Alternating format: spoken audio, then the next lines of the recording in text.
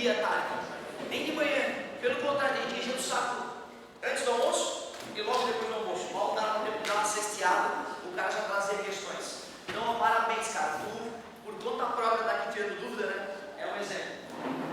Olha, meu querido, lá no começo do ano a gente começa, geralmente, na maioria dos cursos, né, trabalhando cinemática.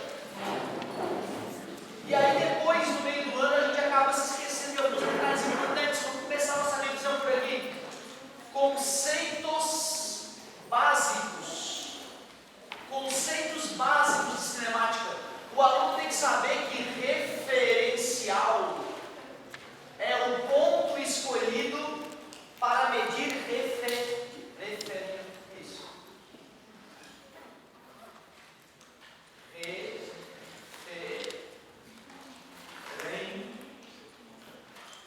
referencial é o ponto escolhido para medir a posição dos objetos. O que é posição? É a distância do objeto até o referencial. O que é estar em movimento? É quando o tempo passa e a posição muda.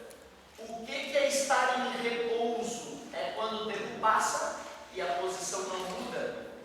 O que é trajetória? São todos os pontos por onde o objeto passou. É o conjunto de posições por onde o objeto passou ao longo de seu movimento. O que é ponto material? É o nome que se dá ao objeto cujas dimensões são desprezíveis no fenômeno observado. E o que é corpo extenso? É o nome que se dá ao objeto cujas dimensões são importantes para o estudo que se faz. Posição depende do referencial. Movimento e repouso depende do referencial. Trajetória depende do referencial. São todos conceitos relativos. Ponto material é o corpo extenso. Muita gente acha que o ponto material é o corpo que é pequeno e o corpo extenso é o corpo que é grande. Isso é um erro. Ponto material é o objeto cujas dimensões são desprezíveis para o fenômeno estudado. Teu planeta é um corpo extenso quando a gente analisa a queda do meteorito nele, mas ele é um ponto material enquanto ele orbita o Sol. Para calcular a órbita da Terra em torno do Sol, a gente pode desprezar o diâmetro da Terra, que é pequenininho comparado com outros fenômenos. Porém, uma bactéria, se eu for analisar as suas organelas internas, ela é um corpo extenso. Porém, se eu for analisar uma bactéria, numa situação onde ela é muito pequenininha comparado com o resto do ambiente, aí ela vai ser um ponto material. Cuidado aí, uma bactéria pode ser um ponto material ou um corpo extenso. O teu planeta pode ser um ponto material ou um corpo extenso. Também depende da situação envolvida. O mestre Galileu, observando os animais se mexer na natureza e usando o coração como relógio, inventou uma ideia fantástica. A ideia de velocidade média. Cuidado, galera, velocidade é uma grandeza vetorial. E o que é esse vetor aqui em cima? É o vetor deslocamento, não se esqueçam. Quando o objeto sai de um ponto e chega em outro ponto, o deslocamento é a linha reta que vai do ponto de partida até o ponto de chegada. Então, velocidade média a gente calcula com o deslocamento. Perigosíssimo. Quando a gente fala velocidade escalar média, esse nome escalar está ignorando o caráter vetorial da velocidade. Nesse caso, o ΔD ou ΔS, né, galera? Acho que está mais acostumado com o ΔS. Eu que vim lá de Floripa uso o ΔD, mas da UFSC, eu uso a D. Tem que fazer UFSC, ó. Esquece o ΔS, né? É D que eles usam lá. ΔS sobre ΔT. O que é esse ΔS? Não é mais deslocamento, é deslocamento escalar. Esse cara aqui era deslocamento, uma grandeza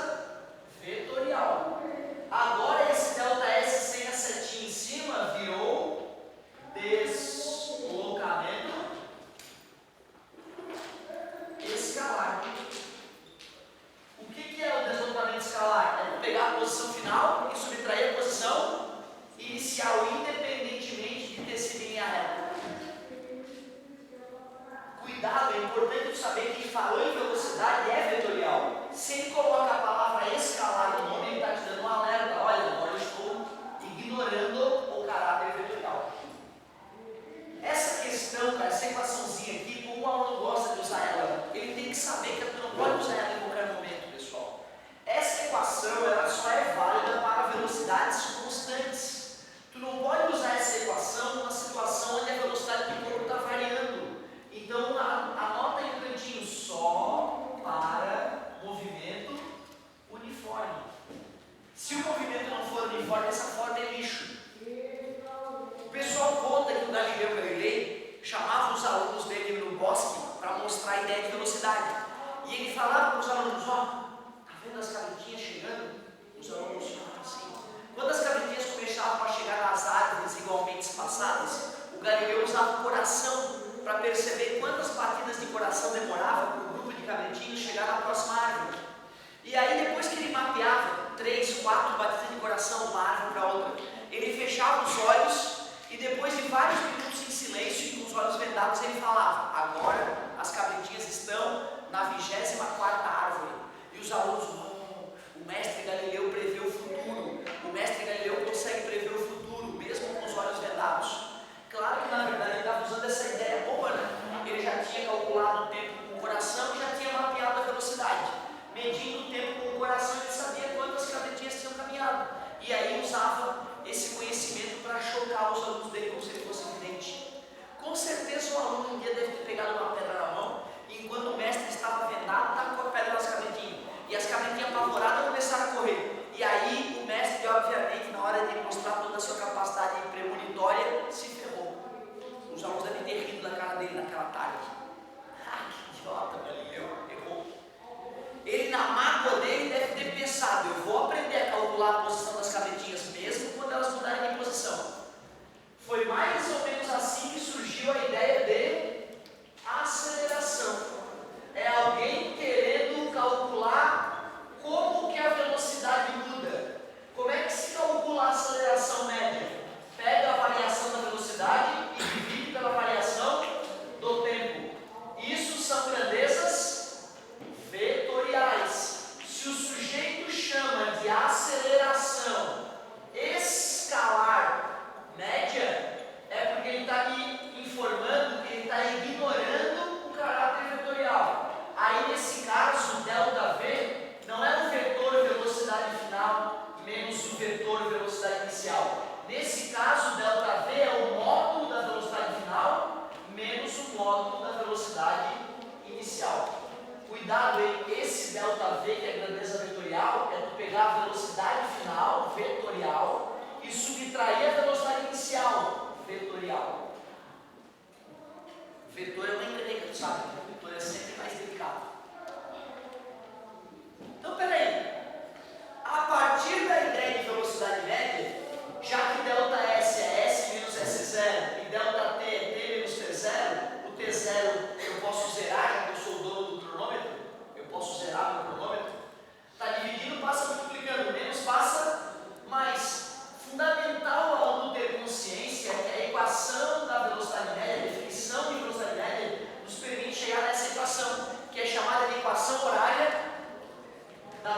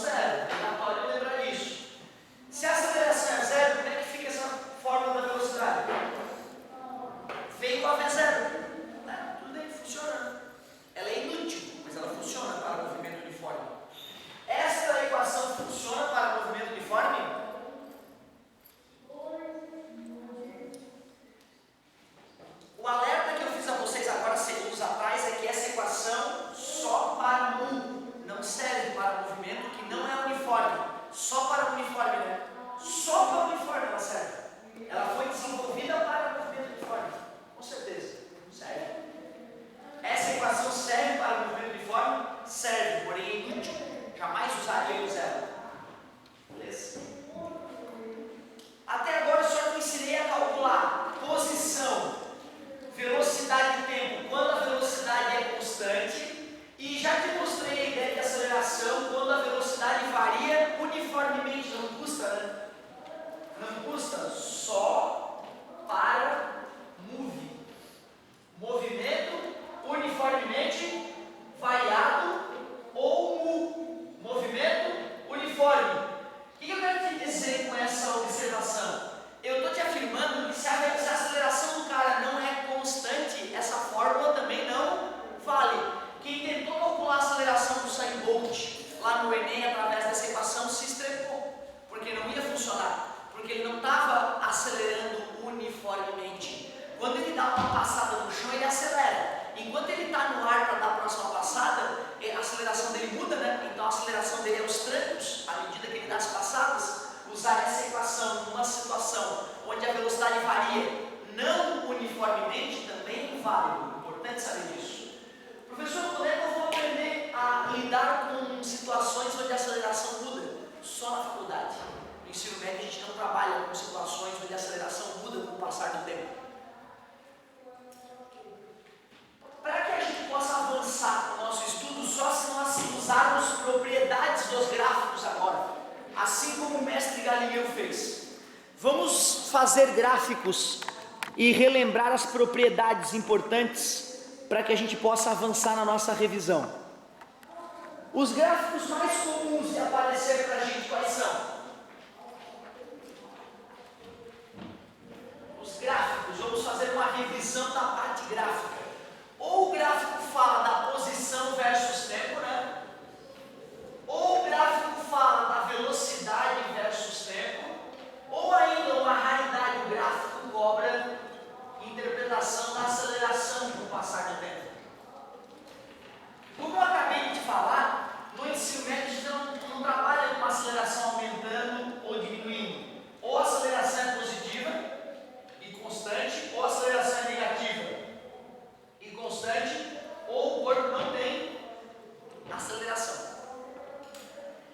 Não que eu não pudesse colocar no vestibular o gráfico da aceleração subindo e obrigar o aluno a interpretar. Aliás, alguém poderia me dizer o que significaria a área desse gráfico? Calcular uma área não é multiplicar essa dimensão por essa? Quando eu multiplico a aceleração por tempo, o que eu obtenho? Variação da velocidade. Cuidado, né? A gente obtém não a velocidade que o cara tinha, a velocidade que ele variou. Cuidado com isso. Não lembro do vestibular ter comprado essa ideia, mas poderia, por que não? Quando eu pego um gráfico, aceleração versus tempo, e calculo a área do gráfico, estou multiplicando a aceleração pela variação do tempo e estou obtendo a variação da velocidade. Se o cara partiu do repouso, com certeza essa área representa a velocidade final dele. Mas nunca vi o vestibular cobrar esse conhecimento do aluno. Agora, esse gráfico sim, né? Ele pode ser tanto. O que significa isso aqui, gente? O que está acontecendo com esse cara? Está parado. Parabéns, ele está parado. Parado numa posição específica, né? Fundamental o aluno enxergar que isso é repouso. O que está acontecendo com esse cara aqui? Está se movendo com velocidade constante. O que está acontecendo com esse cara aqui? Tem aceleração, está cada vez mais rápido. Tu vê, né? O mesmo gráfico idiota, uma linha reta horizontal, mudou o eixo Y, mudou totalmente a interpretação, né? Repouso, movimento uniformemente variável. O vestibular adora fazer, sabe o quê? Fornecer esse gráfico e falar. Através do gráfico podemos perceber que o objeto está parado. Seria verdadeira se fosse o gráfico de cima, né? O vestibular vai falar assim, ó. Esse corpo está em movimento retilíneo uniforme. Verdadeiro? Não, né? Ele está em repouso. Cuidado com isso. O que significa calcular a área desse gráfico aqui, pessoal? O que significa calcular a área desse gráfico?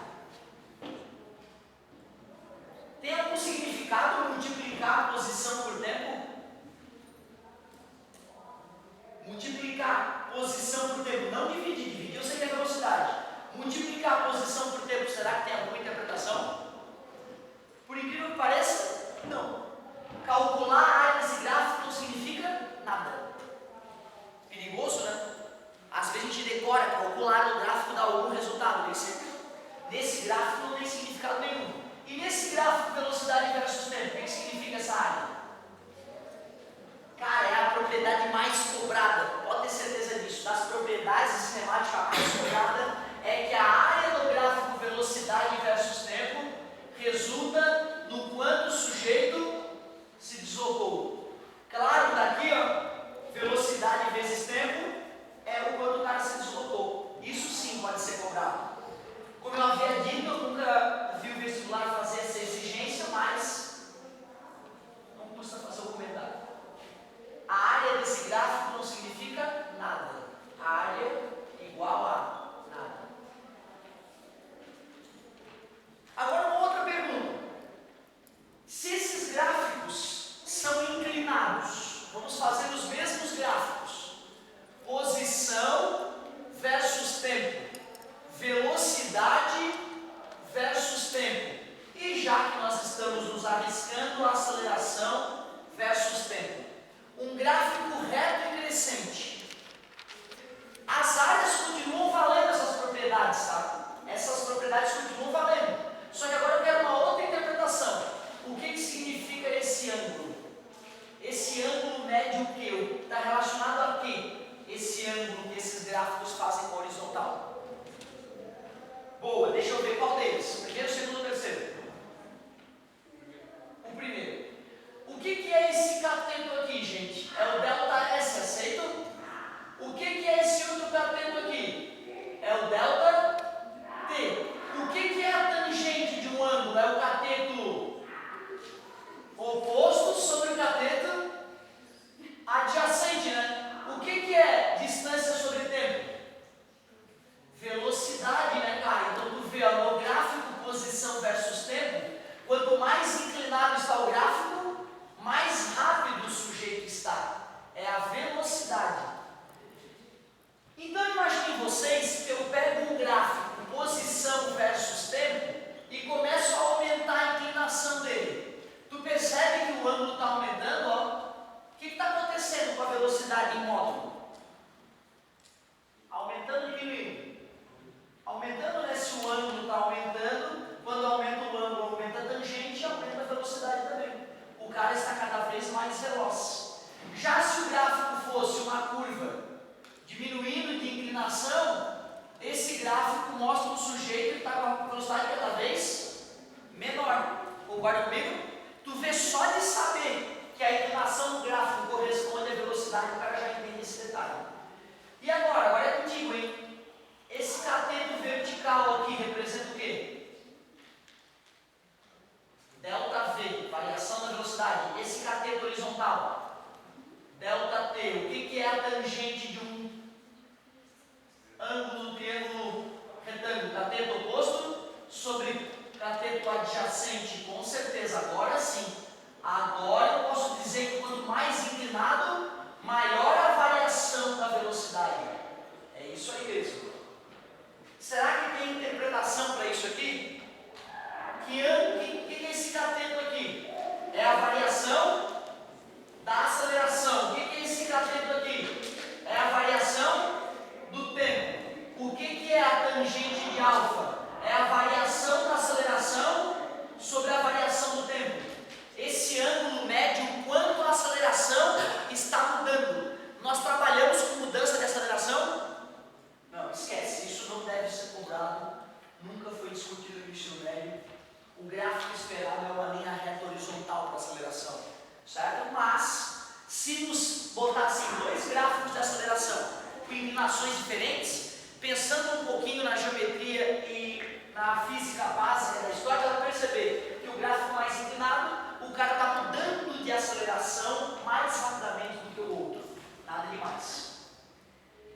Galileu Galilei, para poder conseguir descobrir a posição das cabritinhas, mesmo quando elas mudavam de velocidade, ele teve que usar essa propriedade mais importante.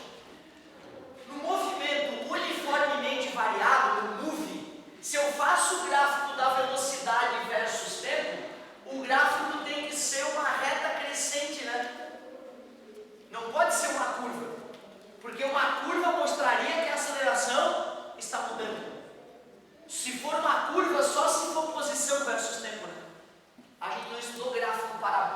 velocidade. Isso aqui é o V0, né? Para um certo tempo, o corpo já atingiu uma nova velocidade V. Se eu calculo essa área, eu obtenho o que mesmo? O deslocamento, o ΔD ou o ΔS.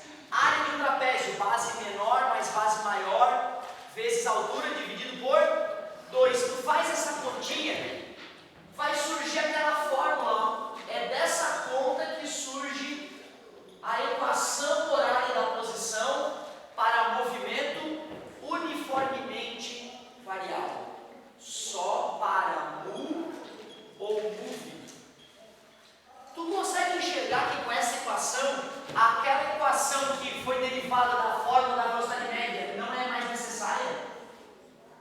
Tu concorda que dentro daquela nova equação está embutida essa? Está embutida na letra, né? Quando o movimento é uniforme, quanto vale a aceleração? E se a aceleração é zero, some essa parte da equação, fica só a parte anterior, concorda comigo? Então essa equação descartou a necessidade de usarmos aquela, morreu. Um dos alunos que assistiam às aulas do Galileu no bosque, vendo as cabritinhas caminhar entre as árvores, vendo o mestre usar o coração como relógio, lá em 1600 e pouco, era Torricelli, o mesmo sujeito que mediu a pressão atmosférica pela primeira vez na história. Mentira, né? Bolou uma maneira de medir a pressão atmosférica, foi outro cara que mediu.